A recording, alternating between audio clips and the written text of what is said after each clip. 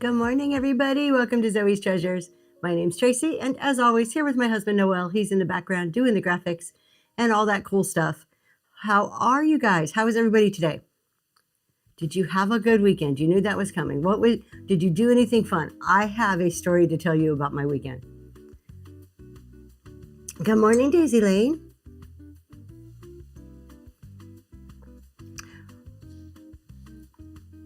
Thank you for sharing the stream. I appreciate it. All right, so this morning it is our chat and sell. We're just going to chit chat. So anything, hi, random chick, anything on your mind, throw it in there. Let's talk about it. Doesn't have to be anything I want to talk about. I mean, I've got a couple ideas, couple things to tell you guys, but other than that, ask questions, throw something in there that you just are like, hey, let's have a discussion about this and we'll talk about it. So pretty much open forum. I do have some items in the bin and also in the auction tab. So there's during these shows, I always do about 10 items in the auction tab, just so it could be a true chat and sell. We have something there, but there's always stuff in the bin. Shipping is $4.50 max. And our coupon codes in our show notes. Did I put them in there? Let's see. Oh man, I need to fix this. Hold on, let me fix our show notes. In our show notes, if you have coupons number card 2 and card number 1, it is worth $5 off today. And I just updated that in the show notes. So if you have number 2 and number 1, put those cards in that order together and you can get $5 off. So it's like $5 free this morning to spend. Good morning, Southern Charm. All right, so coming up, this week is a busy week. I have a show that I'm going to try for the very first time on Friday. Yes, on Friday night. So no show. What day is today? Monday. I am lost. No show this weekend. I got a cheer comp. I'll be down in DC at a cheer comp for most of the weekend. So Friday night, I am doing a show. It is called The Styled Collection. And basically what I'm going to do over that direction in my basement, I can see it from here. I have like a living room and like a little kitchen area. And I'm going to style up the kitchen area, like the table. We're going to put out like place settings and a centerpiece.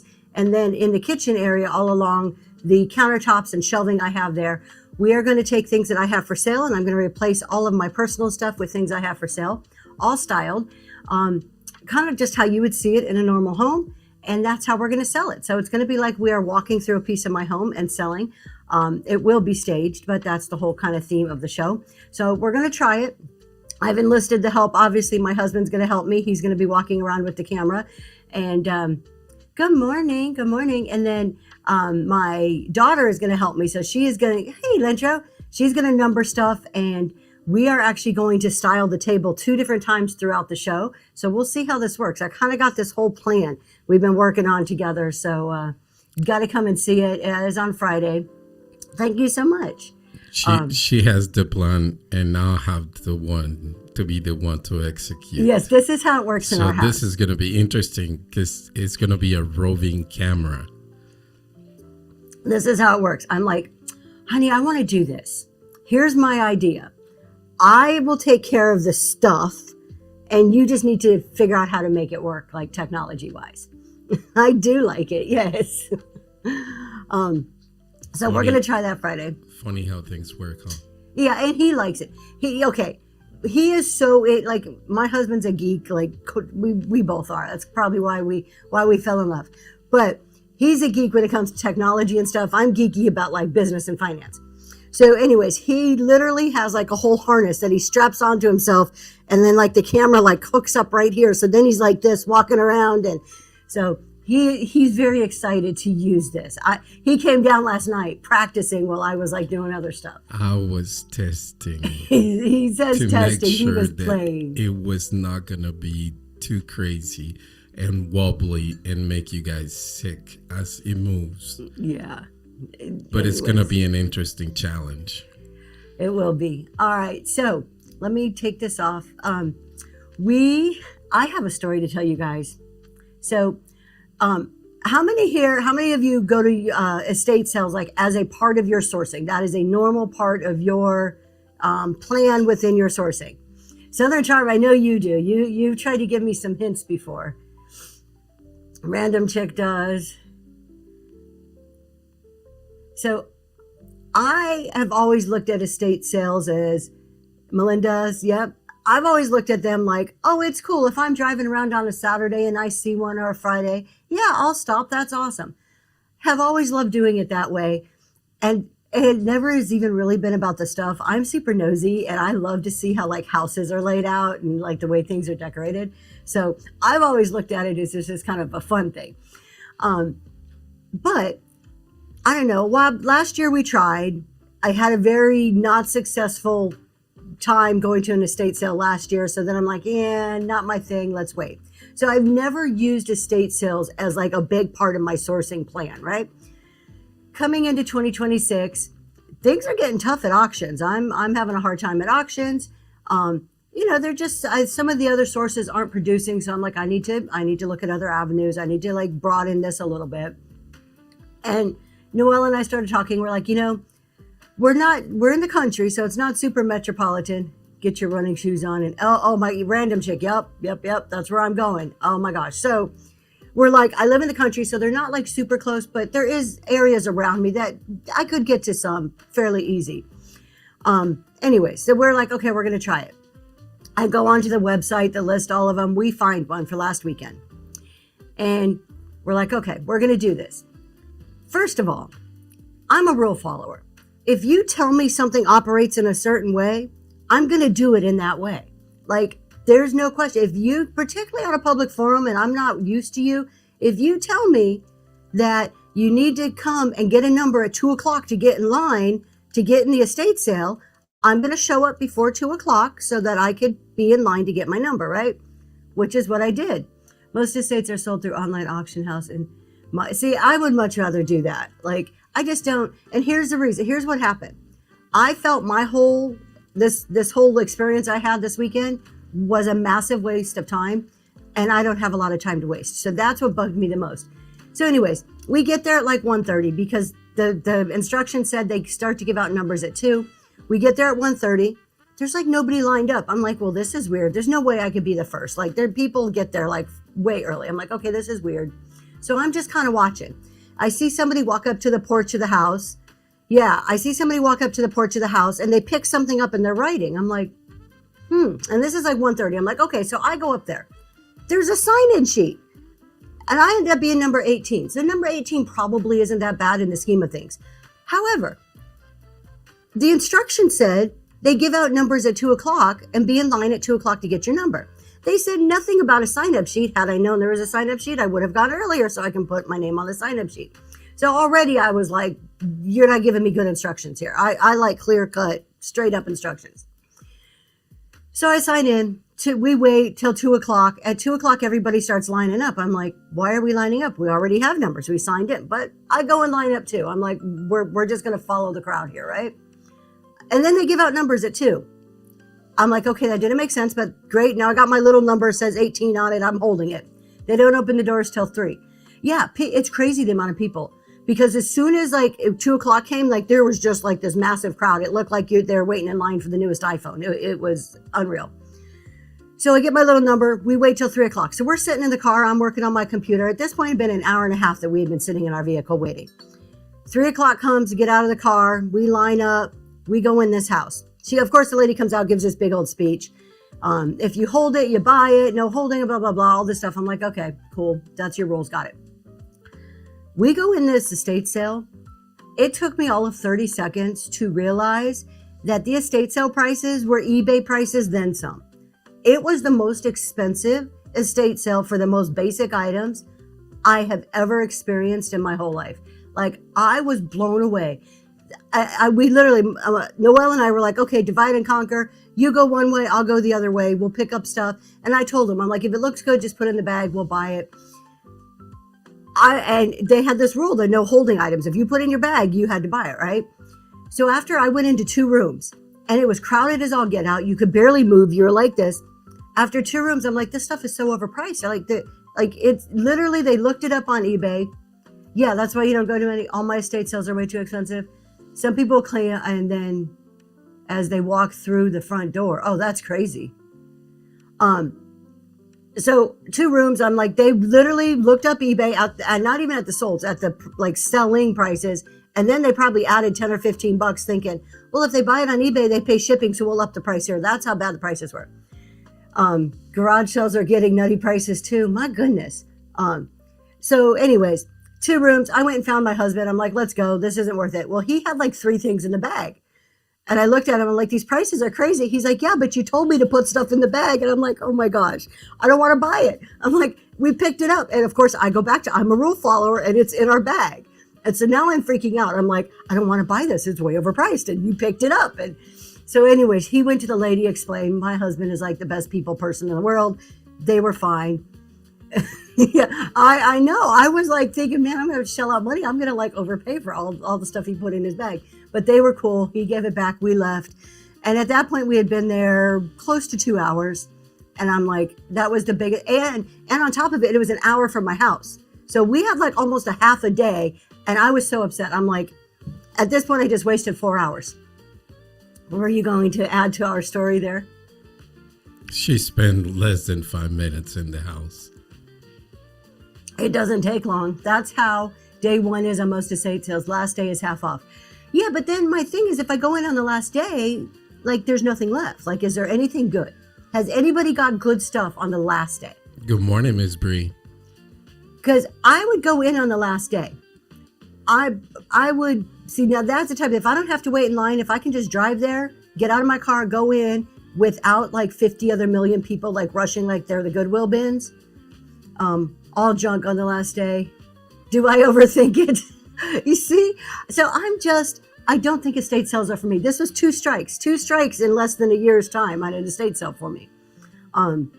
But I know people are like, make really good, like this is a really big part of some people's sourcing strategy. I'm like, there has to be a secret here. There has to be something that I'm just not catching on to some way. But she's missing the best part. Oh, then the best part is, okay, so then I'm like, we hadn't eaten. Of course, that was my fault. You have to learn which estate sales have better prices. There is one guy around me that I've gone to on like the 2nd or 3rd day that has better prices. He just got me mad. But yes, there is one that I may go to on the 2nd or 3rd day. Anyways, then the best part is, and in order for you to really get the full like gist of this, you have to understand my husband's Mexican. So if you guys don't know, my husband Noel, Hispanic, cooks amazing. So I have a built-in Mexican restaurant in my house right there with my husband. And anyways, we're hungry. We leave the estate sale and both of us are like, man, we need food like right now. So we pull into a Starbucks. Okay, let's get a coffee while we figure out where we're going to go eat. And we're ordering our coffee and we look over and what's next to us? Taco Bell. We never eat at Taco Bell. I hadn't eaten Taco Bell in about probably 10 years or more. At that point, I'm just like, what's another bad decision? Let's just go to Taco Bell. And I'm like, I'm already ordering knowing I'm going to regret it. Y'all, we went into the Taco Bell drive-thru. It's not even a real person. It's AI. AI takes your freaking order. Like, and AI couldn't get it right. I'm like, I want a number, whatever number. And they're like, so you want this? Do you want anything else? Can you please pull forward? I'm like, oh my goodness, do I need to press like number 1 to get to a person? Like it was literally AI at the drive-thru. And then when I'm like, getting a little bit more antsy, a little bit more angry, I'm like, do I need to press 1 to talk to a person? And the AI voice goes, hold 1 minute and I will get you a customer service representative. I'm like, oh, now the people working at Taco Bell are called customer service representatives. I'm like, at this point, I'm just like, oh, what else could happen to my day at that point? So that was my whole experience. It was just a day. Have you guys been to any of the drive-thrus? Do they have these where you are? Any drive-thru, not just Taco Bell, any drive-thru where it's not a real person? And I'm not talking McDonald's where they say, what do they say at McDonald's? I don't go there often. Something about, are you using your app today? It's not like a recording. Bojangles has it. Okay. I think we have one of those around here somewhere. This is my first time experiencing it. I'm like, AI is taking over the world. And you order a pizza. It was very unexpected. When when you call an 800 number, you expect the recordings. At this point in time, I mean, I'm old enough to remember when you first would get the recordings, when you would call an 800 number and you're like, what in the heck is this? That's how I felt with AI. Like, everything's moving too fast for me. Southern Charm. Wait until a drone or a robot knocks on your door to deliver. Yeah. We can't DoorDash here. We live too far in the country, so we don't have any food delivery here. I am lucky I have Amazon. I would be hurting bad if Amazon didn't deliver, but other than that, nothing delivers to our house, which in a sense is good because it like makes you think twice. Like it means, oh, you got to go drive for 30 minutes before you spend money to eat out. So it makes you think it through a little bit. But yeah, we don't get DoorDash, unfortunately. All right, let's sell something really quick. Let's see, what do we have in the bin? I know we had a few pre-bids. Let's see. We're going to go ahead and do a couple of these items, then we'll talk some more. Y'all got to tell me what you want to talk about. All right, let's do this Fenton with a piece of string. Look at that. All right, I'm going to keep the string. Oh, let's run a giveaway too. I haven't done any giveaways. I'm all over the place, you guys. We're going to do a giveaway. Giveaways are for CEO affirmation cards. So these are my CEO affirmation cards. They will be just a random card you will get as your giveaway with a vintage postcard. That is our giveaways. That is what's going. And we are going to run this, and I'm going to move my coffee before my wonderful husband says, move your coffee. He gave me the look. All right. So we have this little Fenton Cruet. Has a little stopper on there. It is still in great shape. There is a Fenton. Is there a Fenton mark on this one? I had two of these. No, this one does not have a Fenton mark. It is Fenton, however. It is in great shape. Nothing wrong with it that I am aware of. I couldn't find any chips or cracks. That's going to go for 10 seconds, 3-second reset, and it is running right now. So I am trying something new for, in 2 weeks, I have a primitive show coming up, and we are going to pre-list a lot of items this time. I want to see. Shalom, thank you so much. That is going to you. How are we casting? We'll get to another pre-bid in a second. How are we casting from 2 cameras? So Mrs. This and That, we run through a computer system that my husband has. We actually have 5 cameras. We have about 7 cameras. 7 now. He keeps adding to our list. And so they're all hooked up into like a switcher and a bunch of stuff I don't understand. That's how he does it. So he has a big keyboard thing in front of him, and he just presses a button and it goes from one camera to the next. And it also controls all the lights. Only a couple. Yeah, Kimmy, you know my husband. He just... Kimmy, there's never enough. No, it's convenience to be able to switch to the different angles without having to move the cameras around. So it makes life a lot easier. And I do have to say, if there's anybody new here and you're watching, you do not need a million cameras to run a Whatnot show. You can run a perfectly, very well-produced, great Whatnot show on just a phone. Preferably an iPhone, though. I think those are better for Whatnot, but it doesn't have to be. So don't think that you need it. This is my husband's hobby. He's been collecting a lot of these cameras we had well before we even started Whatnot. So, Mrs. This and That. If you have any questions, I'm gonna put it on the box. So it is absolutely not a necessity. We brought both our love. So I started on Whatnot, and I was doing it just me. I was using my iPhone. I wasn't facing the camera. It was, I was like, had my light box and it faced the light box. That's how I started. And over the course of a few months, he kind of started looking at it a little bit. He was starting to pique his interest. And then he's like, well, what if we just put a camera on you? And what if we did it like this? And then it just kind of grew from there. He was like, oh, well, I can do this. So it started to keep him busy, and he got into it in a way that he likes. And I got to do it in a way that I liked, and it just kind of grew from there. So that's how we got to the point of having so much cameras and stuff, which I love. That's what sets us apart. That's my thing on Whatnot, is his graphics. Don't know what I would do without him. All right, let's do this one. How about a vintage, let's go fall. A vintage ice cream scoop. Look at this, you guys. I don't know if this is Bakelite. I do not know how to test Bakelite. I was reading that if you rub it or something, it's supposed to have a formaldehyde smell to it. I have no idea. I'm calling this a plastic. So just so you know, I didn't even put Bakelite in there. But it is vintage. I thought it was really cool. I love the green color of that. The handle, I just thought that was really neat. Let's see if it still works. Hold on. Yeah, it actually does still. A little tight, a little hard to... Okay, what do you want me to do, honey? There you go. Okay.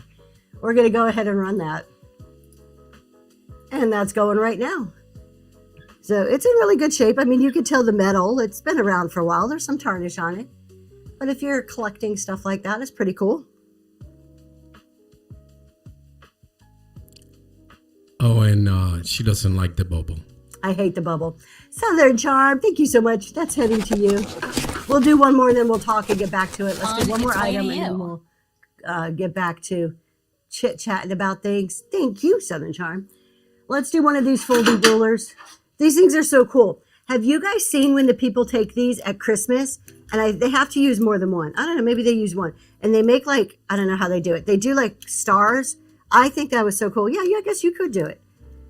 I'm not crafty enough, but I think that's pretty cool. Anyways, we have one of the foldy rulers. It is vintage. It is old. We're going to run it. It's going right now. Foldy ruler. That does still open and close. Just bend it till it looks good. We just keep messing with it. Yeah. So, and who's going to win that giveaway? Oh, everything's happening at the same time. Luke got the giveaway. Congratulations. And Laurel Mountain, you got the ruler. Thank you so much. Let's do another giveaway. Thank you. Just keep bending it until we figure out a way to make it look good, huh? We have this store by us. It's kind of like a salvage, kind of like an antique store, but a salvage store at the same time. Like when I say salvage, it's just a bunch of like wood and metals, and it's weird. They have a little bit of like everything. It almost looks like the leftovers from cleaning out houses or warehouses, kind of. But it's kind of cool, and they sell some really neat wood things. I got stars from them one year. Thank you, Ms. Joni Loves Vintage. What did I miss? What did Joni say? Did I miss something? I missed it. I'm not seeing it. But thank you. If my husband said thank you, there's a reason and I'm missing it. Are you going to tell me what I missed? No. No. Okay.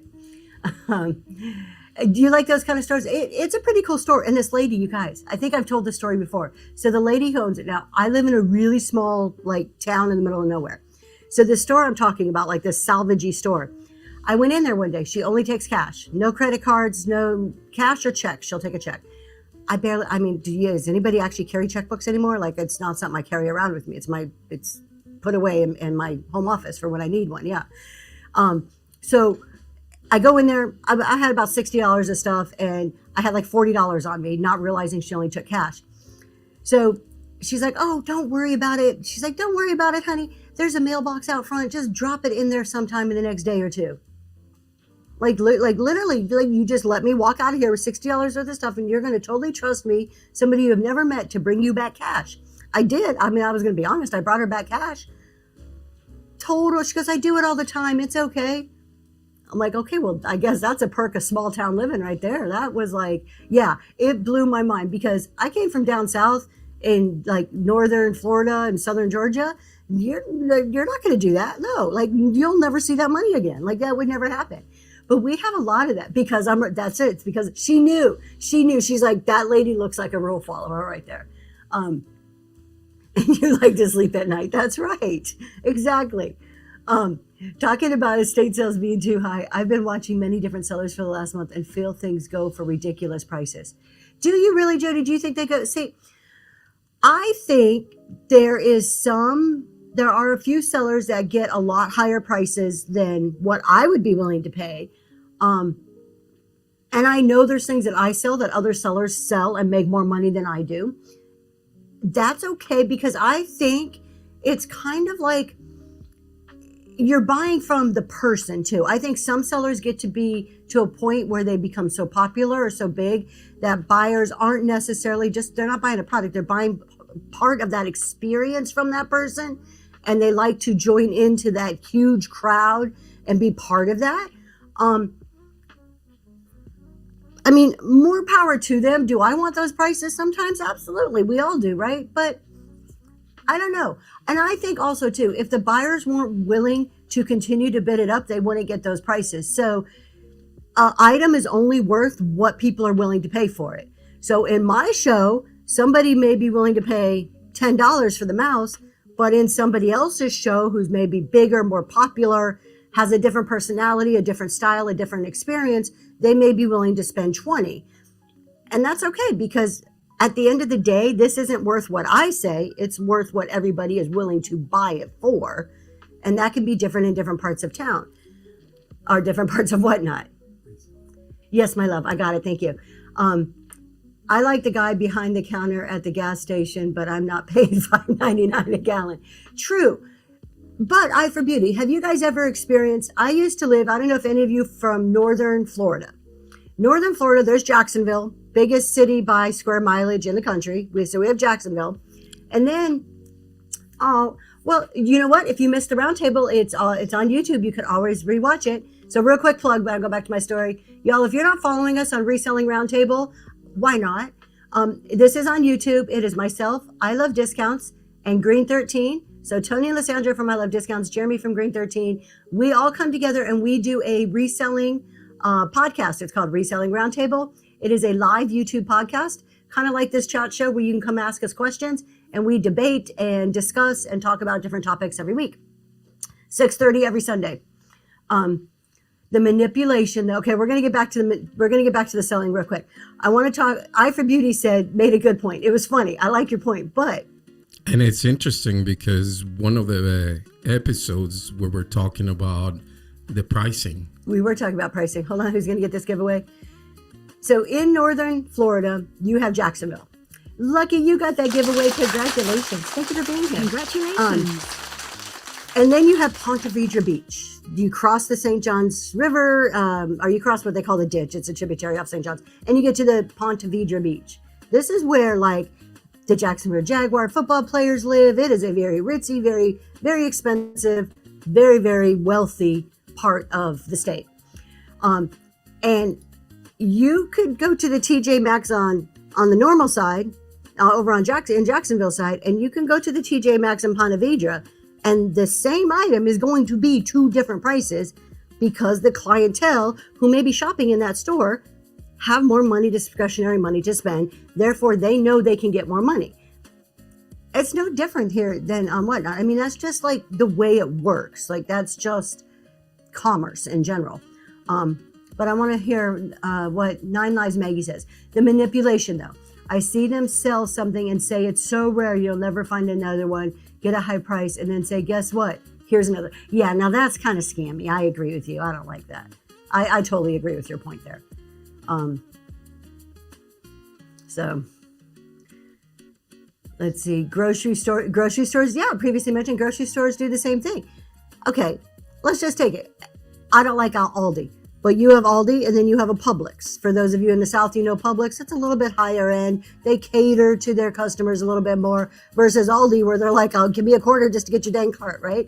Two completely different methods, two completely different prices. And that's where we come in as sellers to design our strategy and figure out our crowd and how we're going to do our thing. All right. My husband keeps telling me, will Whatnot become saturated with sellers? I don't think so. No more than eBay. And for all the sellers, there'll be more buyers. Is it going to grow? Absolutely. It is going to grow tenfold. I mentioned, I don't know, a while back, and we talked about it last night. Live selling sites, so TikTok, Instagram. Does Instagram have live selling? eBay does live selling now, of course, Whatnot, and then there's like District. There's some of these other ones that are popping up. Only made up, as of last year's numbers, 5% of all e-commerce. 5%. That's nothing. I mean, it is going to explode. It's going to get bigger and bigger. But yeah, will we get a lot of influx of sellers? Yeah, but we're also going to get an influx of buyers. And almost everybody who buys or sells on here, we shop on here too. A lot of us do anyways. I mean, the most of the majority. Or is there something people want, like everybody wants a hen on nest? Yep. And they'll say, we'll do that in just a minute and drag it out for hours. Yeah, they do it. Yeah, it's kind of normal. But I guess I think I do that too sometimes. I'll tease something, but not do it until the middle of the show. You guys, Ledger to Leadership, we have almost 50 people last time I looked signed up. This is the accounting course I'm doing. If you're interested, starting March 2nd, it is a free accounting course. It's going to be on Whatnot. It'll also be on YouTube. And it is the Ledger to Leadership. We're going to start at the very basic of accounting, and we're going to go all the way through to over 12 weeks, how to do your financial statements, how to read them. As a reseller, why do you even need a profit and loss or a balance sheet? the whole thing. So we're going to do that starting March 2nd. You can just bookmark it, attend. You do not have to buy a thing. You could just come, show up, piece of paper, and be like, hey, let me just hear what you have to say. And it's not college level accounting. It's very high level, like kind of what do you really need to know? Like what's really important for you as a reseller right off the bat. Your last show was almost 100% new buyers of Bird Theory. Oh, I want to hear more about that. That's cool. I am, however, if you're interested, there are books in the bin. These books follow the 12 weeks of the course. Every book you're going to get the core concept. You're going to get examples of what real life examples. We're going to have exercises we're going to work through. And you get a worksheet every single week that you can actually copy and use in your business. So the books are in the bin. There's also a PDF version in the bin if you're interested. But at the very least, come stop by, check it out. On March 2nd is the first one. So I'm super excited about it. I'm rolling out this one, and then I'm deciding what I'm doing for the next 12 weeks. So it's going to be this. I'll take a week or two off, and then we're going to come back with probably more of a tax-focused 12-week course, or maybe 8-week of like filling out a Schedule C or something like that, something a little more in-depth than just talking about a Schedule C. So my whole year this year, we're really like hammering in and being laser focused on tax and accounting. So I'm going to be expanding what I'm doing in tax and accounting, not to the point where I'm like off-site doing special classes and stuff. Everything will be here. There'll always be a way to access everything for free. So I'm just really excited about it, kind of building a base for my 2027 plans. Southern Charm got that giveaway. Those are books to keep us sellers organized on the bookkeeping side. Yeah, so this book won't keep you organized, but it'll teach you how to keep your records organized. So this book is going to teach you all the basics you need. Thank you for your purchase. If you're buying any PDF, make sure you DM us your email address so we can get that to you. So that won't itself keep you organized, but it gives you all the skills, teaches you the skills you need to be organized. So, all right, let's do another giveaway.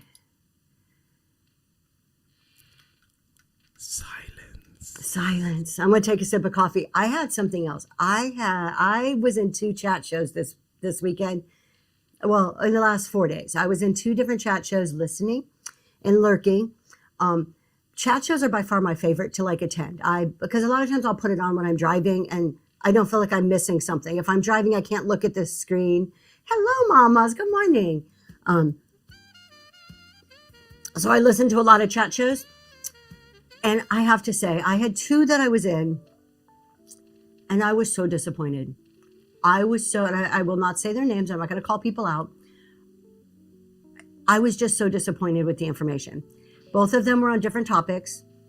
And you tried. It wasn't you, mamas. It was not you. One of them was on tax and accounting. And I don't go into other tax and accounting shows. There's other people out there. Good morning, Choco Doc. There's more. I mean, I'm not the only accountant in the world, right? There's thousands, and if not a million, I'm sure, accountants in the world. So I expect there to be more than just me on Whatnot. But I also expect that if you're coming in that aspect, that you're going to give good information, that you know your stuff, right? So there was one on tax and accounting, and I had to leave. Like, it was so, the misinformation, wasn't aware of current 1099 laws, the large tax changes that happened last year. Like, it was so bad. And I'm like, this is really bad. And like, I mentioned a couple things in the chat, trying to be really friendly, like, because you can't go in there being like, oh, you don't know what you're doing. Like, that's not right. We shouldn't do that at all. But I'm like, hey, that's not quite true. It really, this is the truth. This is what it really happened or happens with that topic that this person was discussing. It was just really sad.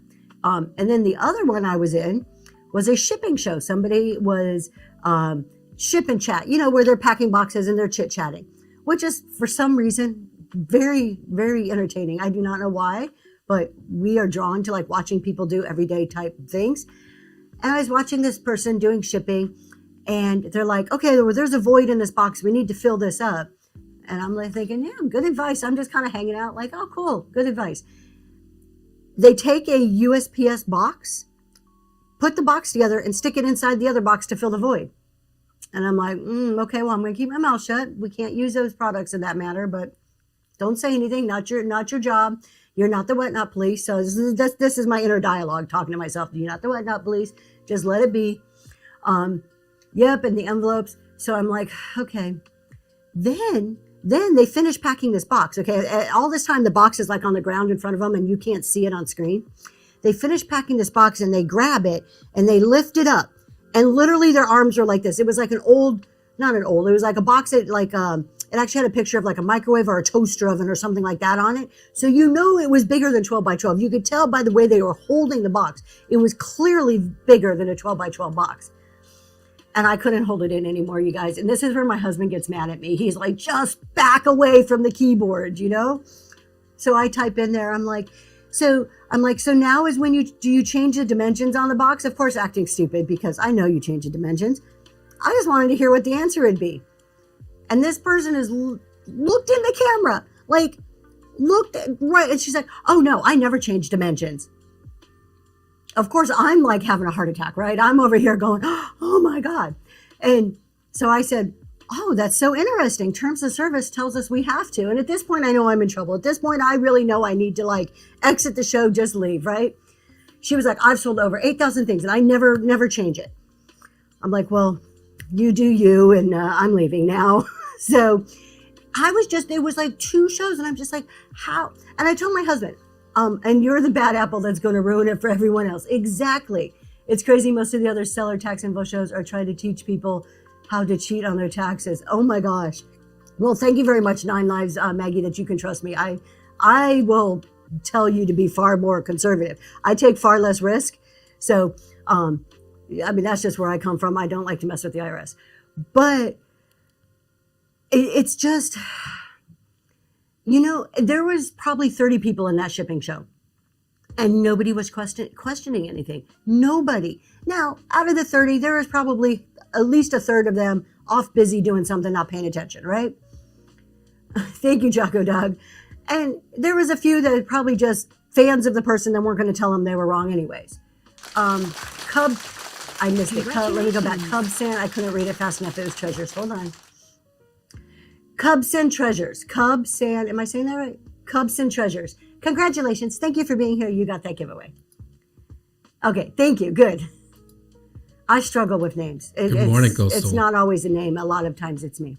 As a buyer who watches most of the days to see if this is something I would like to do, a seller that has amazing items but are not for sale. As a buyer who watches most of the day to see if this is to do a seller.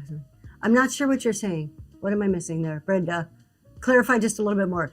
Bird Theory, this is why I have postage due almost every single day to where I have stopped buying a single thing unless the seller I know ships correctly. Exactly.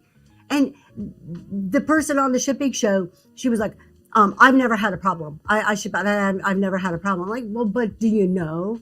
How would you know if you had a problem?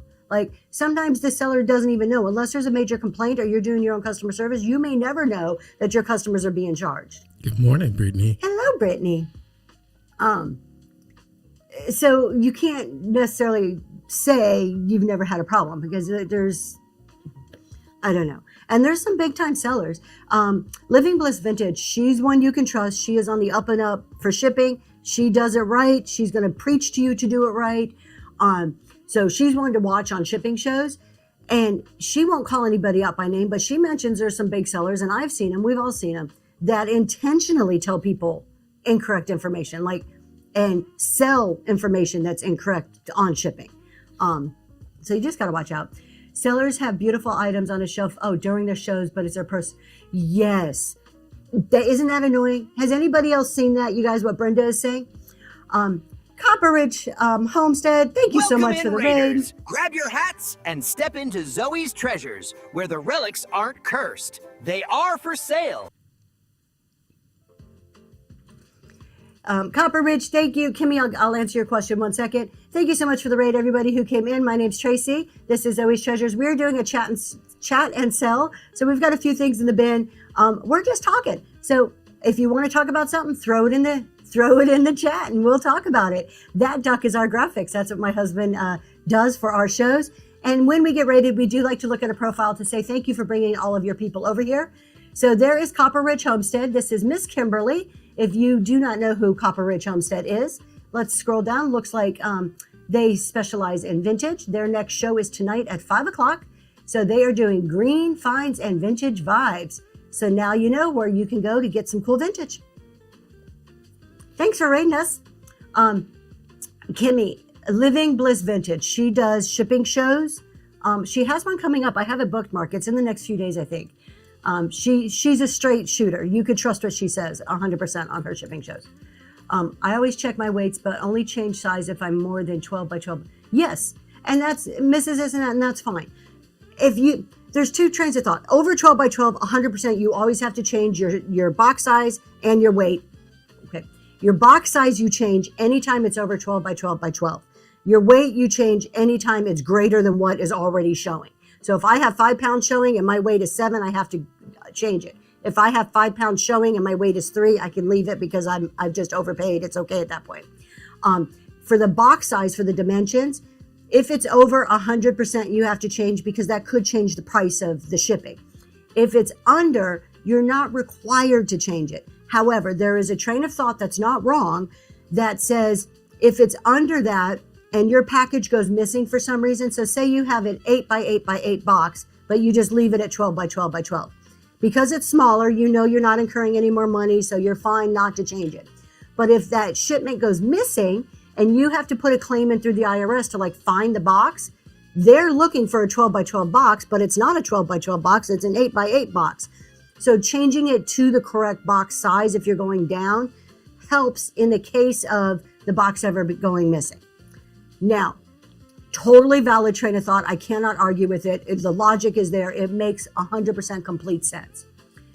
I don't do that. The reason I don't do that is out of 8,000 something shipments, I've never had a shipment go complete. No, I did one time. I've had one shipment out of the 8,000 things I've sold go completely missing. So the time it takes to change the box sizes down doesn't offset the risk for me. So I don't feel it's an effective use of my time to go down. Always, without a doubt, when it's up, you always go up. Always change. Yeah, Southern Charm too. Always change the box size. Everybody's saying, good morning, I love discounts. Post offices are changing their equipment and it will kick them out. My postmaster said some have started checking prepaid shipping. Well, good. I wish they would. I really do wish post offices would crack down. 9 Lives, Megan, you got that giveaway. Congratulations. Congratulations. And here's why. Let me finish reading comments and I'll tell you why I think it's a good thing post offices are cracking down. Lincho says never change the size unless it's over the, 1728. Gypsy Soul Collections. That's the wizard behind the curtain. If you're interested, I'm going to pin it on the box. If anybody came in new and you are interested in the graphics, my husband does free one-on-one consulting for graphics, no charge. You just send him a DM. He'll put his information up there. He'll set up a time with you and walk you through how to do it if that's something you're interested in. You had a great teacher on shipping, Choco Dog. Yes, you probably had Southern Charm, and she is a great teacher. I'm guessing that's who you're talking about, and she is a very good teacher on stuff like that. How do you go? There we go. That's my husband answering that. So this is why I love the fact if the post office is cracking down. Millions of dollars, they're losing millions of dollars, and each post office security depends on that revenue. They do depend on that revenue. And here's what happens. When other sellers, when the sellers who are not following the rules use USPS supplies as packing material, or they don't change their weights, that hurts all of us. What happens? If these sellers who don't change their weights, they send the box to the customer ends up having to pay. Well, now the customer is mad. They're mad at that seller and they're mad at whatnot. If it happens once, maybe they'll be like, okay, well, that kind of sucked. I'll keep shopping here. If it happens more than once, which the odds are it will, the more people who don't do it right, those people are going to get PO'd at whatnot in general, which means that's a buyer the platform just lost, which could be one of my buyers or one of your buyers. It hurts all of us. Then the other side, when they're misusing packing materials, that's free materials USPS is giving out. Okay, Whatnot has a really good contracted rate with USPS. Our shipping is some of the cheapest shipping you can get. Thank you, my love. I see it. Thank you. So our shipping is some of the cheapest shipping we can get. If we continue to misuse those materials that they provide for free, what's going to happen? The post office is going to be like, oh, we don't have enough money to keep giving away free stuff. So now all those boxes that we don't have to pay a dime for, will either our rates are going to go up for them to cover it, or we're going to have to start buying it. So inadvertently, the bad sellers hurt us inadvertently. Definitely lots of abuse. Yes, I purchased an item almost $9 postage due, contacted the seller who became upset with you and said she did not change the weight. Yeah. So if we use, so happy bargain hunter. So if we use a 16 by 10 by 10 because of length, the item instead of 12 by 12 by 12, cubic feet total is less and the item is less than 5 pounds. Yes, I would change a box size. On a 16, on a 16 by 10 by 10, I would totally change a box size. I've shopped with a seller who works with USPS and she uses bubble. Oh, that's awful. You're just not supposed to. I mean, it's not a whatnot rule. Now, using the USPS stuff, that's not a whatnot rule. That's a USPS thing. You can go look on the USPS, what is it, .gov, and their rules are right there. Like, you can go read them for yourself. The changing your dimensions, that's kind of a dual thing. USPS says you have to have proper, like, dimensions, but it is actually in our terms of service on whatnot that we're supposed to change the dimensions. All right. Let's do another item. No, I'm not doing it again. All right, let's do another. We have some more pre-bids. Let's go ahead and get a few of these, and we'll get back to chit-chatting here. They hurt us in the long run, have huge advantage over those of us. It does. It really does hurt us. I totally agree with you, Daisy. And there's nothing we can do. Southern Charm, you're right. It is a federal law that you're breaking. 100% correct. There's nothing we can do except as buyers on the app, not buy from the people who use those materials. If I ever get a box that has USPS stuff, I will never buy from that person again. That's the power that I have. The only power is how I spend my dollars. And if we all did that, we could make an impact to some degree. Okay, we have this cool little bell. Let's do this bell real quick. I want to make sure we're addressing the pre-bids. Is that like a dolphin, you guys? You think it's a dolphin? That's what it looks like to me. Or is that just a pretty handle? Let's see. Let's go right here. I think it looks like a dolphin. I can't quite tell, but it's cool. It works. Oh, I hate the sound of bells. It's a fish, an elephant trunk. Okay, it does kind of look like an elephant. Oh, it does look yeah. Okay, I'm going with an elephant's trunk at this point. Yeah. All right, we're gonna go ahead and run it. It's a tiny little guy. He's only a few inches tall. We're gonna start that auction right now. It is running. How you do your screens now?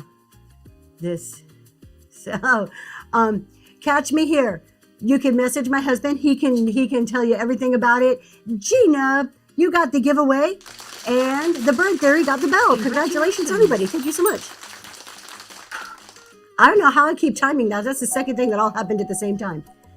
So what did you show? Okay, oh my God, let's see. Oh my God, I have to share. The lady at the post office tried to tell me the order, or hold on. Try to tell me, the order you multiply the length, width, times the height will change overall size and cost to ship. What math class did that lady go to? That's odd. Where can you find the cheapest packing material? Mystic Vintage. This is a great question. Anybody in the chat, if you have recommendations, where do you go for cheap stuff? I do a mixture between Amazon and the Boxery. Those are my picks, but I have heard Uline. There's another bubble wrap place out there. And Sam's Club. Sam's Club for me is bubble wrap. You get a huge roll for $15, sometimes 12 when they do it on sale. I like Boxery for boxes, and then I like Amazon for like brown paper, plastic wrap. But anybody in the chat, if you have like a secret place, it won't be secret if you tell us, but put it in the chat so we can let's help each other out here. You pack and ship. That's when maybe I heard that from you. I love discounts. Amazon, Walmart, Sam's Club. Yep.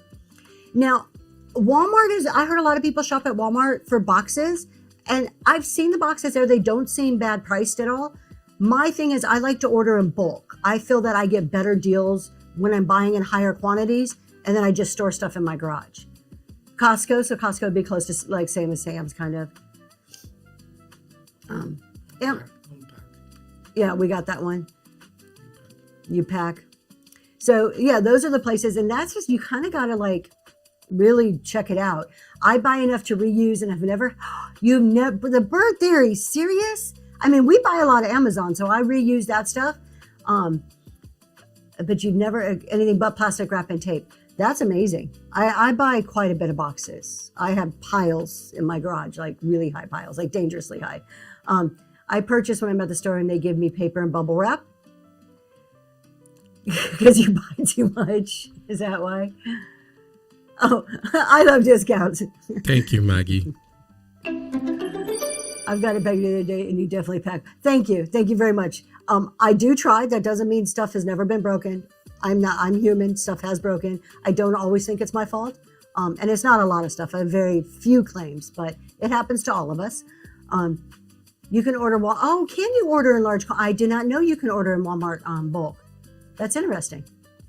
All right, we're going to run this next item here. I never knew they couldn't use USB boxes. I get them in them. I know. We're not supposed to. What did I just click on? Okay, let's do this little copper piece here. Look at this little cauldron. How cute is that? It's just the tiniest little cauldron. That would look adorable with an air plant. And I actually have two of these. I'm only selling one. I have another one that has a stand and it like hangs from a stand, like way up here. That's going to be in my primitive show. So that's coming up soon. But right now we have this guy. He's in really great shape. I'm not seeing much call outs, like nothing to, he has little spots where it's been used a bit, little scratches, but good shape. We're going to run it right now, up and going while I read this comment over here. You'll probably get something from me in your repurposed Amazon book. These items only by tape. Yep. Now be careful with Amazon. Ranch Hand Finds, thank you so much. That one's going to you. Be careful with Amazon. Daisy Lane talks about this, and she is 100% correct when she mentions this. Amazon boxes have a lifespan. They definitely, well, I mean, all boxes do, but Amazon boxes have a definite lifespan. Sometimes that's just one shipment. Sometimes it can hold up for 3 or 4 shipments. So you really have to evaluate your Amazon boxes. Are only good for lightweight. So there you go. So like the Bird Theory is like only lightweight. So just, I really evaluate it. I reuse Amazon boxes, but it depends. Some of them, like it comes to me and I'm like, no, I don't trust it. So, but other ones are just fine. Yeah. On these shows, I try to only sell lightweight items, but on my Saturday shows, I sell some heavy stuff.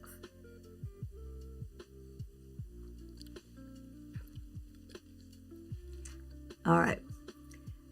Let's see here. My love, he's over there doing his thing again where he's like talking about stuff and I have no idea what he's saying. Okay, he's trying to remind me of Battle of the Best. My love, just come off speaker and talk to me. Talk to the people. They want to hear your voice. It is a good thing to have max shipping, or is it better for us to have individual shipping?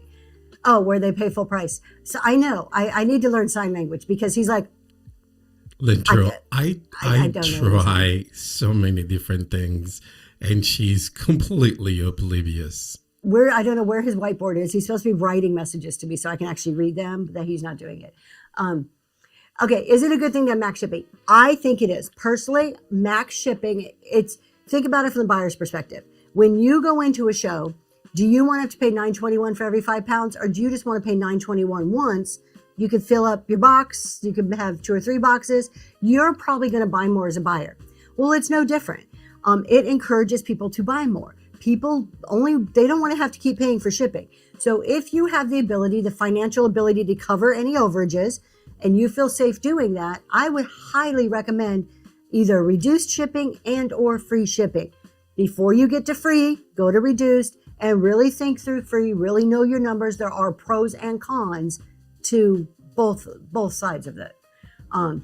My sister did, basic things. Oh, that's cool. I wish I knew more. I don't know any sign language. You think it's okay to reuse USB stuff as packing if it's obvious reuse and not brand new? 9 Lives Maggie, I don't for two reasons. One, when I read the USPS stuff, it wasn't super clear if that was okay or not. And again, I'm a rule follower, so I don't, just because I don't know for sure that it's okay. 2, the other reason I won't use it, if that box gets ripped or there's a hole in it just a little bit, and a postal worker sees a priority mail envelope inside my box, she doesn't know if it's reused or not. All she knows is I'm misusing priority mail supplies and should then charge my customer. So I just don't chance it for me. So you want to hear me sing I Love Discounts. Anyway, here we go. Good morning, everybody. Oh, that was quick. Obviously, he puts himself in the bubble for 2 seconds and puts me in there like the whole time. I see how it is. All right, let's do this little book. I found 2 of these books. I have one today. The Power of the Buttons. And this is called A Book of Useful Phrases. So we got a pre-bid. We're going to go ahead and run it. I did put in the listing. The cover is loose, so you're going to have to put a little piece of tape. But I wonder if there's any useful phrases in here. Let's see. Let's see. It's so little I can't read it. I was going to give you a useful phrase, but I can't give you a useful phrase. All right, we're going to go ahead and run it. That's up and going right now. A Book of Useful Phrases.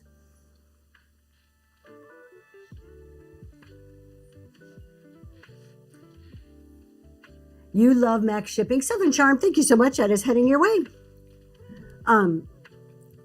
What do we have here? I love Max Shipping. If I'm debating an item and I have to pay shipping, I use You'll Pass, but I don't. If you don't, exactly. If you don't have to pay shipping, this is why, you guys, I don't know if the person's in here. I don't want to call them out by name in case they don't want to be talked about.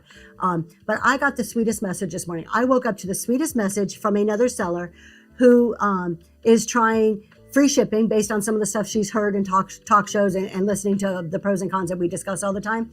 And they tried free shipping and they had their second highest net profit show that they have ever had. And they were so excited about it.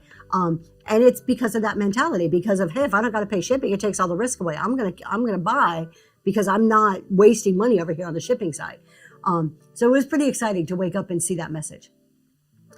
When doing Max Shipping, what do you set your shipping profile at?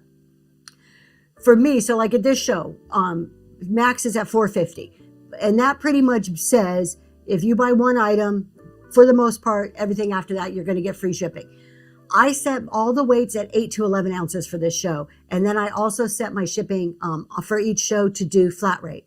What that does for me is the minute it goes over 1 pound, so if somebody buys 2 items, they pay the $4.50 for the first one. That second item, and the first one I pay like 20 something cents. That second item, I pay up to the rest of it to $9.21, and I'm not charged again until I go to ship, and I do take it off a flat rate if I can't fit it in a flat rate box. And if there's additional charges based on changing my dimensions or weight, at that point I pay any excess if there is any. That's how I do my reduced shipping. There's different ways to do it. If an item is less, like that little booklet that we just sold, that obviously doesn't weigh 8 to 11. So if it's less, I try to put it in at the less weight because I just think it makes sense. That's how I do mine. When I did free shipping, everything was 1 ounce. 1 ounce on everything. And then I would change it on the back end. Always change it. Let me scroll down here. You did it with linens, but afraid to do it with the bigger items. Definitely it's something you work into. And there's Green 13 talks about this a lot. Like with reduced or free shipping or dollar starts, it's not an all or nothing. It doesn't have to be like, okay, this is my business model. This is what I'm going to do forever. You can just do it as a special event. You can do one show for reduced shipping. See how you like it. You could do it as like, hey, everybody, we're doing a celebratory show. It's the second Tuesday of the month and I'm happy today and we're doing reduced shipping. I mean, you don't even have to have a real reason. Just make an event out of it. And you can try out some of these things just once and see how you like it. Then that way you can also control what you're doing, what you're selling. So maybe you're only selling minis in that show, or like you said, linens or jewelry or something that is not big old ironstone pieces that's going to cost you a fortune. Which items do you change shipping? Oh, I love discounts. That's another good one. I love discounts right there in the chat, answering some of the questions. They have tried various shipping and they have figured out a way with jewelry that works really, really well for them. But if you're brand new, first of all the brand new people have the restricted ability. You can't do reduced or free at all. per whatnot. They just don't let you anymore until a certain point that nobody knows when that point is. But before you would even take the step, you got to understand what those numbers are. You need to look back and make sure that you have a good idea. Okay, in total, this is how much shipping cost for a whole show. Even if your buyers are the ones paying it, you should understand what the whole shipping cost you or will cost, so that you know what you're getting yourself into. Don't just jump into it without looking at some numbers. Southern Charm says that she stole I Love Discount shipping for jewelry, and it's spot on. There you go.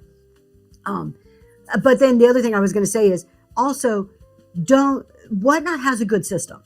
The way Whatnot bundles, unbundles, they're without doing custom profiles, without doing fancy stuff.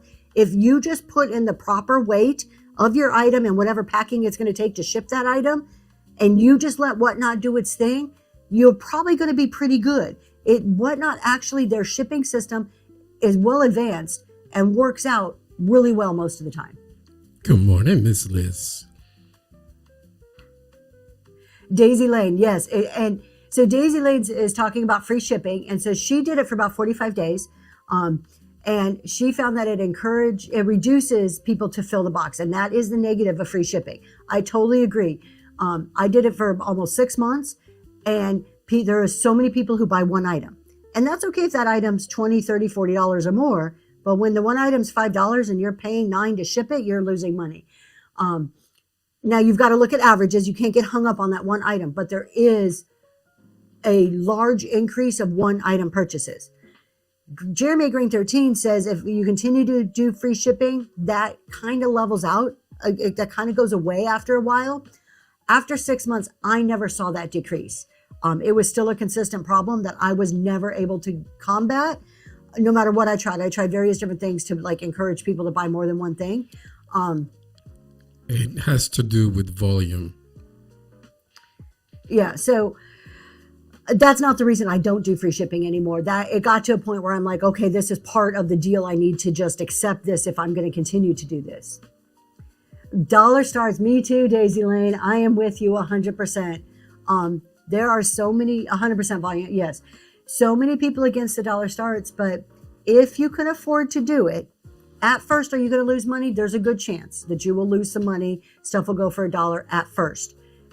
But the dollar start, the psychology behind a dollar start, almost nothing sells for $1. I've been doing dollar starts for almost a year now. Not quite, maybe About 9 months. Yeah. And I had a show, 2 weeks ago was the first time in a long, long time that I had a handful of items go for $1. And I think that it was right after Christmas. And I kind of think that played into it a bit. Does max shipping work best from a seller's perspective? Yes, because it encourages people to buy from you. You'll more than likely see an increase in bid prices and people buying from you because they don't have to continue to pay for shipping. Thank you for your purchase from the bin. Daisy says, Friday was my best grossing show by far, and I'm almost 9 months. Yeah, at $1 start, right? Daisy Lane, did you do free shipping? I didn't see that show. I have your next one bookmarked. I heard I Love Discounts singing your praises in her show, Daisy Lane, and I'm like, I have to go check out her show. Daisy Lane shows are usually a little bit late. That's why I don't catch them all the time. At least I try to go in your talk show, but the selling ones at 9:45, I'm usually in bed by then. However, I am going to stay up and watch your next one this week because I heard her singing your praises, and I'm like, I got to go check this out. I got to see what you're doing. It was a great show. Okay, yeah, I heard it was wonderful. Wouldn't a seller be best to do dollar starts only if they have a decent amount of people attending the auction? To some degree. But if you're going to start dollar starts, you could do dollar starts with 10, 15 people in your room.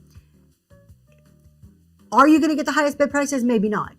But dollar starts in itself will start to draw more people to your room and start to increase your bid prices. This is why I say at the very beginning, it takes a few shows for people to catch on that this wasn't a one-time thing and that you are now doing dollar starts on a consistent basis.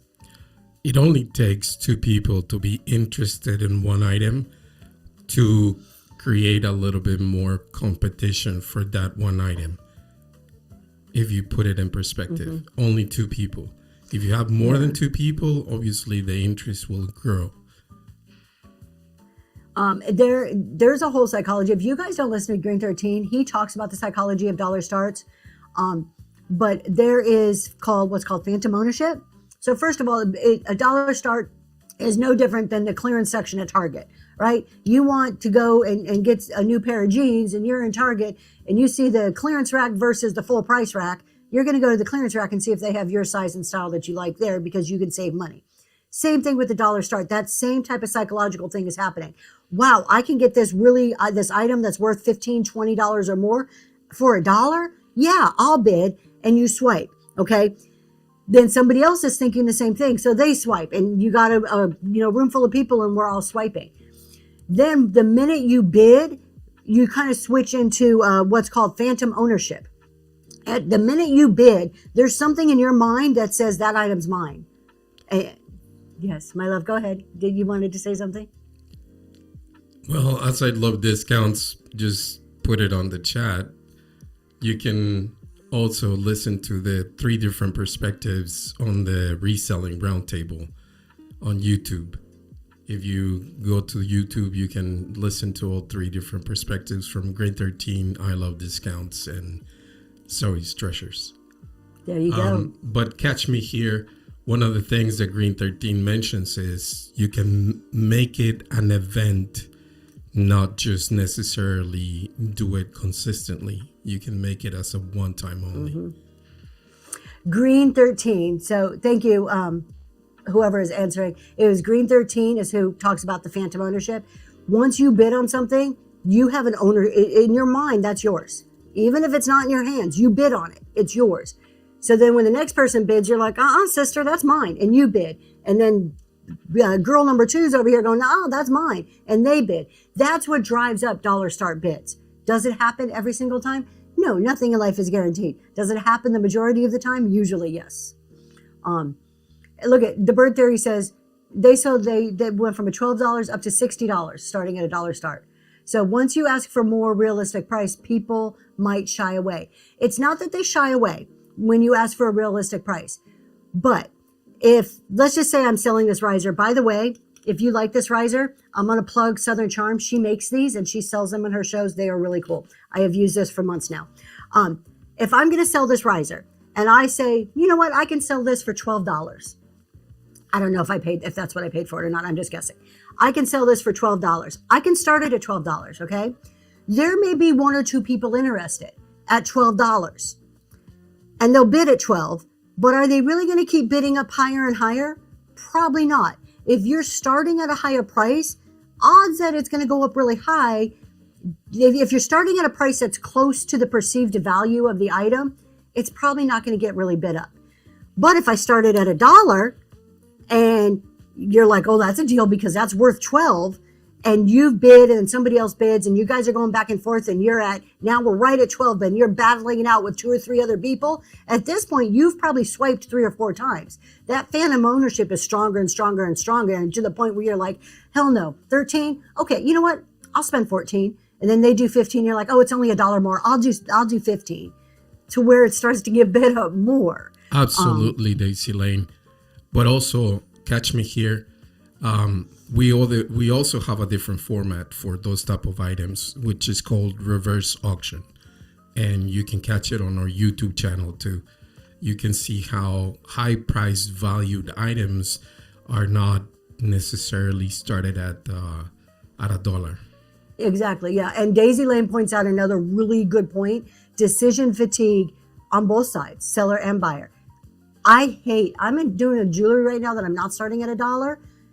I'm having a difficult time selling it because I'm starting it at higher prices, and I hate trying to figure out what the right price point is. $1 makes it easy for me, and it makes it easy for my buyer. Now, do not get me wrong. If you don't want to, like I just said, jewelry, I'm not doing at $1. If that's not your thing, it's okay. It is okay to start at a price that you are comfortable with.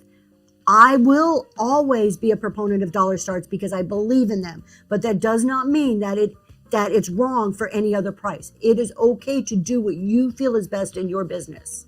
Thank you, Ranch and Finds. Thank you, Ranch and Finds. Yes. So catch me if you can. There are things that outside of jewelry and vintage that I will not start at $1. Catch me here. Oh, catch me here. Sorry. Catch me if you can. I'm sorry, it just came out. That was in my head. I apologize. I will get your name correct this time. Yes, it doesn't always fit every business model, and that's okay. All right, thank you. I apologize. Reverse auctions, there's things that I just put too much money into. The risk of selling it for $1 on certain items for me is too much. I don't want to take the risk, so I won't do it. Even understanding and knowing all of the stuff about dollar starts and doing dollar starts and other things, there's things that I just won't do it on either. I have done reverse auction in my regular shows to wake up the chat. They are so much fun. The Bird Theory, I am really enjoying my reverse auctions, and I have found that all the ones I have done, are they sellout shows? No, but they're still successful shows. I'm still making enough money where I walk away happy, my buyers walk away happy, and I mean I don't think you can really ask for more at the end of the day, right? So those of you who don't know, I was just about to answer Mystic Vintage. A reverse auction is when you take something of higher value. Let me show you this. I'm going to show you my Battle of the Best item. I'm going to get a 2-for-1 here. Okay, so you take something of very high value like this, okay? And I would list it I would pre-list everything, and I would say, okay, everybody, I have this listed for $100, and it's there. It's in the pre-listed items. I'm not going to just run it at 100. Thank you, Catch Me Here. I'm going to talk about this in a second. I'm not just going to run it at 100. I'm going to say, okay, I'm going to count down. And when you hear the price that you want to start bidding at, put an R in the chat, and I'm going to run it at that price. Now, in my head, I have a price that I will never go below. I'm not going to tell you what that is, but I know that in order for me to make a little bit of a profit, there's a price I won't go below. So I'll go, all right, 100, 95, and you wait. You give them time to put an R in the chat, 90, and you could be any, I can go 90, 72. I can go count down in any way I want. And if people are interested in it, when they hear the price, they put an R, I change the price on my listing and I run it at that. What this does is people in the chat don't know when somebody else, if I have 2 or 3 people who want something, nobody knows when the other person is going to buy it.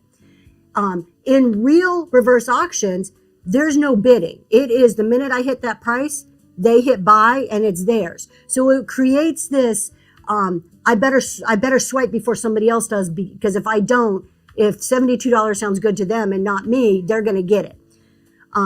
In Whatnot, they don't really have that feature. So whenever it gets to the price, I just run it at that price. And most of the time, people will then start bidding it right back up again, which always amazes me, but they do. I'm happy about it. So that's how a reverse auction on here works. I have one coming up in April. It depends on the item. It depends on what your cost of goods, how comfortable are you with how you're going to ship it. It all, there's many variables. Yeah, and I'll do free shipping on my reverse auction. So I have a price in my head. Like for this, I would have a price and I just would stop counting. And then what happens is, thank you so much. And then what happens is, okay, you guys, nobody wanted me to run this. This is going away. I am not going to bring it back in that auction. So you have to kind of be firm in that I'm not bringing it back. This is it. This is your one chance to encourage it. Now, I always break that rule a little bit. Sometimes I'll be like, you know what? I'm going to run it at $1 now. Sometimes I'll bring it back just as a surprise. And I'll tell you, every time I've done that, it gets starting at $1. It'll get bid right back up. I don't do it all the time, but I'll play with stuff. I won't bring back everything though. And you never know if you miss it, if it's coming back. Now, real quick, while I have this out here, you guys, Battle of the Best, February 22nd. This is my battle item. Not just this. These are Delft. These are Delft plaques. Put it down. Put it down.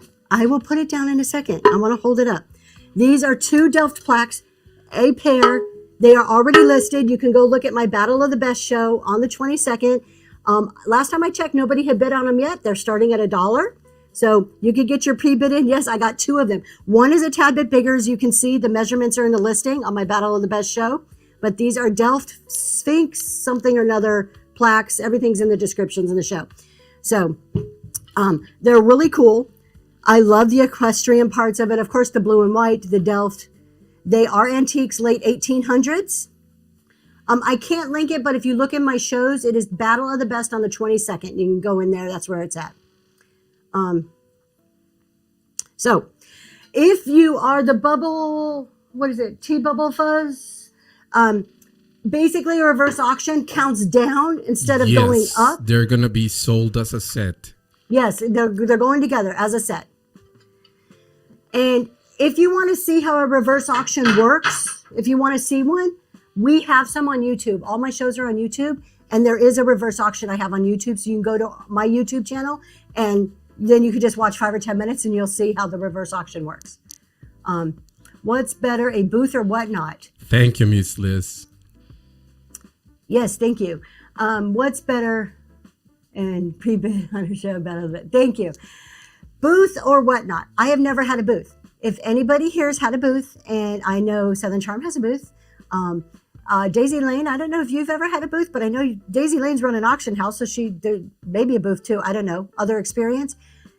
Answer, see if you can put an answer in there for Mystic Vintage. Here's my thinking. Booth space here, where I live, is like a 2-year wait. And I put my name on the list. I was all for a booth. But the more I thought about it, the time investment for a booth, whatnot, I've been growing on over the time I've been waiting for a booth. And so now if my name even comes up, I wouldn't accept a booth spot because I don't want to put the time investment into it. I have a booth out of brick and mortar and also whatnot. Whatnot exceeds all of them, hands down. Iowa Vintage. Daisy Lane, long time ago, about 6, no time. Oh, so we're on the same wavelength. I think booths, I'm guessing a booth would take a lot of time, at least to do it the way I would want to do it. Because I wouldn't want to just throw stuff in a booth. I would want to have it beautifully curated and designed and like have people feel like they're really having this high-end experience when they walk into it. And to me, that would take a lot of effort and time that I don't have right now. Iowa Vintage says you have to restock every few days. Mary Lax at 14 booths. Wow. But for way less, you can make way more money here. Yeah, so a lot of people, seems like a lot of people are leaning more towards whatnot, but not to discount, that a booth still couldn't be a good viable revenue stream for you. The shipping. So if shipping scares you, start small or sell something like, don't go right into glass and breakable. Sell stuff that's easier to ship to begin with and work your way up if ultimately breakables is what you want to sell. All right, you guys, we have a couple pre-bids I want to get to before we go. Wow, we've been here for a while. Whatnot allows for remote selling, so brick and mortar warehouses seem irrelevant. I for beauty, yes, but I still think there's a place for booths. I still go to antique malls. I buy a lot of my stuff at antique malls. I've gotten to know some of the owners at the antique malls, and I still enjoy, as much as I like Whatnot, I still enjoy the experience of grabbing my Starbucks and browsing through an antique store and seeing beautiful things. All of my large stuff goes to your booth. There you go. We got a lot of people who shop for Whatnot. Do you? That's cool. I go to the antique store probably 2 or 3 times a month for stuff that I bring here. I do like the no shipping side of it, but I think what you're giving up in shipping, you're putting into maintaining your booth. I think it's just, half a dozen of one or the other. 8% permission is so cheap compared to rental and brick and mortar stores. There you go. That's a good point too. Because you have most booths, what do you do? Like a rent each month based on the square footage that you have. So based on your booth size plus some type of commission. So it's like a double hit. All right, let's do these last couple items here. We have a little cat plate. It has a little faded paint on it, but it is so adorable. There you go. Look at the little kitty cat. That looks like a Mancoon. Nothing on the back. Hello hanger there so you can hang it. We're going to run it. It is 4 inches diameter. And that's going right now. Thank you for your pre-bid. I appreciate that. That's a little cutie pie. Rent and commission is sometimes credit card charges. Yeah, that makes sense. Ranchan Finds, thank you so much. Let's do this other pre-bid here. We have some of the, what are they called? The nesting eggs. That's what they are. So we have a nesting egg. This does have a call out, which I listed in the description.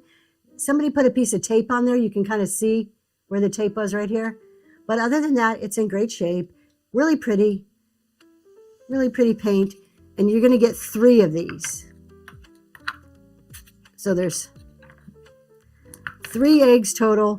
The baby one doesn't come apart. The baby one's just a solid piece.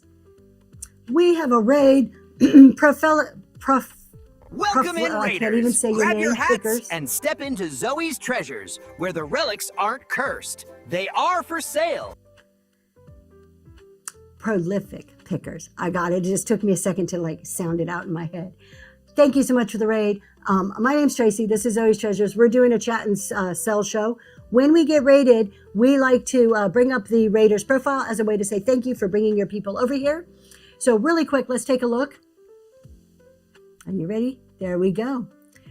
Prolific Pickers, Mr. Chris, and let's scroll down. Looks like some estate sale items is your main category. No shows. Uh-oh, Chris, go schedule a show so people could bookmark it.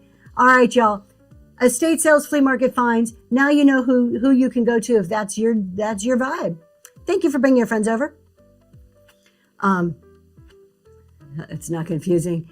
All right, we're going to go ahead and run this really quick here. Since we started to talk about it, it is up and going. It's some nesting eggs. You get 3 of them.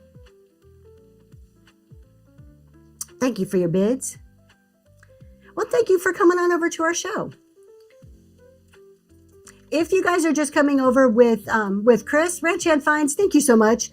Or maybe you just popped into my show and you're not too familiar with Zoe's Treasures. I am also a CPA, and this year I have a large focus on tax and accounting. So I do, on Friday mornings, I do business and tax shows. I do 2 hours, an hour on each topic. And then I am also leading a resellers accounting course starting March 2nd. It is called Ledger to Leadership. So take a look at my shows, bookmark that. If you are a reseller and you want to learn how to do accounting, I'm not talking college level here. I'm talking real life applicable stuff for your business. We're going to be walking through examples. We're going to be talking about real life examples, going through exercises together. And so taking you from the basic accounting equation to being able to look at financials. If you're interested, we do have a book that goes with that. That is in the bin, not necessary, but we have a book and a PDF that you can follow along with those classes if that's something that you like. All right. What else is going on? We were talking about booths. What did you, good stuff. Good. I tried to type fast to stay on topic, but it's not confusing. Yeah. Those plates from Disney. Oh, really? Oh, that's so cool. I didn't know that Disney World sold. Disney sells everything. You can like brand anything in this world. Like, I don't know. There's some weird stuff that has Disney on it. I'm like, why would you do that? But it's okay. Mary Lack says she enjoys shopping at booths now that you don't have to stick them or deal with theft, which had become a big deal. Yeah, so we don't have to, well, nah, I mean, there's scammers and there's bad people and whatnot, but it's probably not as bad as theft in a booth, I would say. But you know what gets me? Tell me if I'm the only one. Tell me if this gets you guys. I hate it. I hate when I go to an antique store and there's so many locked cabinets. I understand it from a business perspective. It is too easy for people to slip stuff in their pocket. I understand why you put stuff behind a lock and key. But I am less likely to buy your item if I have to go to the front desk and then wait for them to come unlock that dang cabinet. It deters me as a buyer from stopping it and buying, or no price tags. That's the other thing, because then you take it to the counter, they got to call the booth owner, and it's just this whole thing. So totally agree. But lock cabinets, I almost never even look in lock cabinets because it irritates me to have to wait. I get it. I know why we do it. I just don't like it.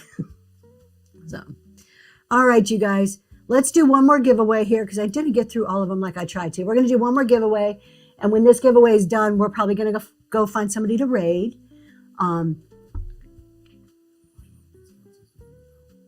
Okay, let's see here. We maybe have, do I have any more? I thought I had 1 or 2 more auction items left. Let's see. I'll have 2 things left. Let's do these last 2 things and we can talk a little bit more. I have a Fitz and Floyd. I have a Fitz and or hidden price tags. Yes, I know. You're in front of the cabinet. And I'm like doing like aerobics in front of the cabinet and like yoga positions, you know, trying to like see the price that's underneath on the other side. People walk by me. They probably think I'm crazy at booths or at, yes, my love. Okay. I moved the riser somewhere. What did I do with my riser? Here it is. I set stuff down. I am terrible. I'll set something down. And I'm like, what did I do with it? She doesn't lose her head because her ears will come together. I know Southern Charm. She's fired. I'm fired. All right, we're going to do this Fitz and Floyd. Now I'm going to say something else about booths.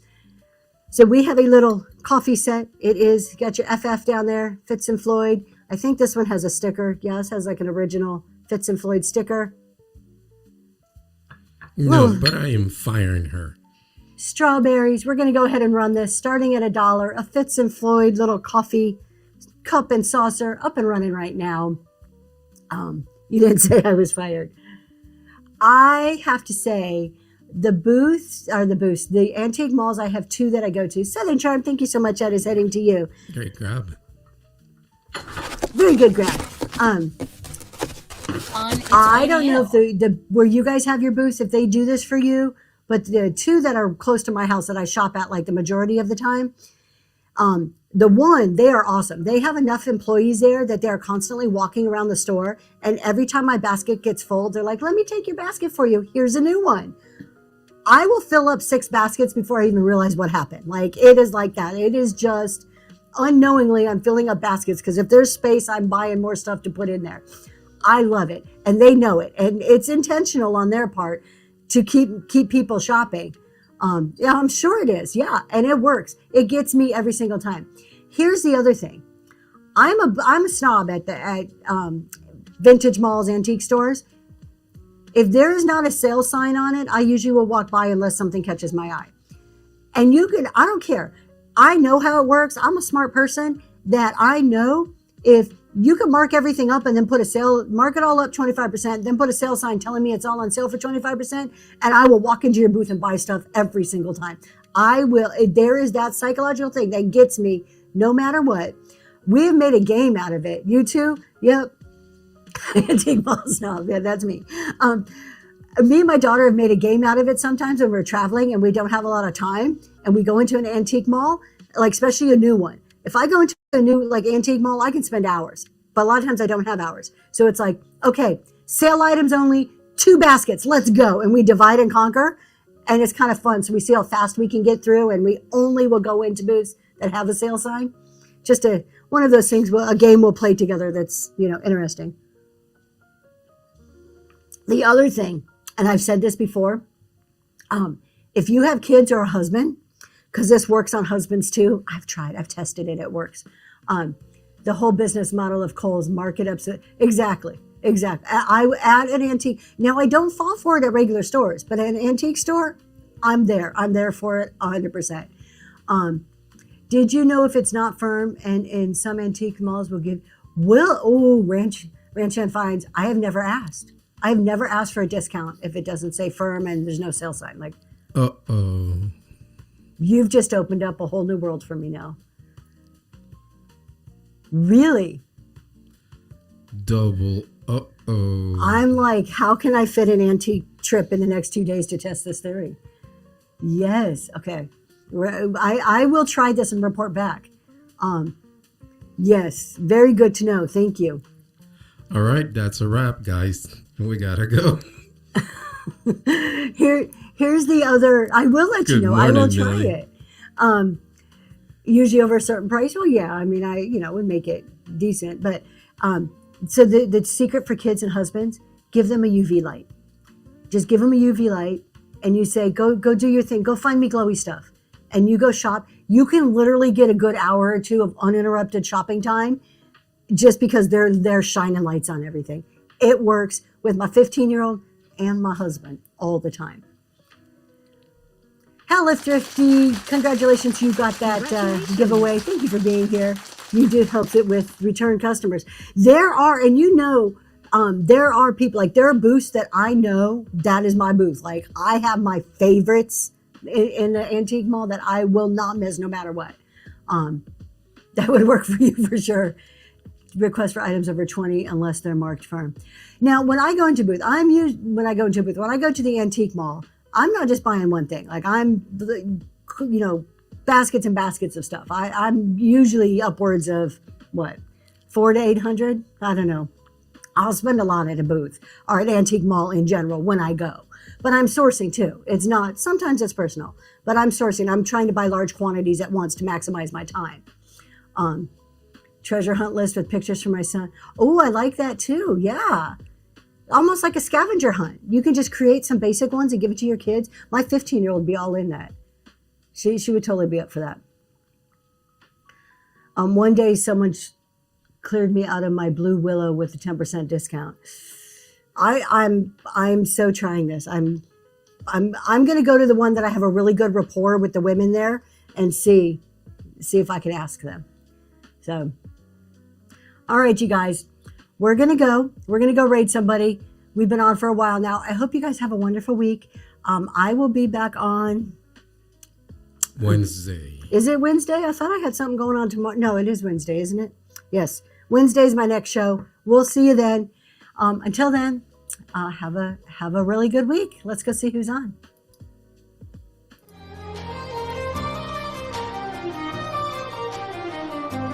All right. Oh, I don't see anybody that I know. All right, we're going to go see Traveler's Antiques.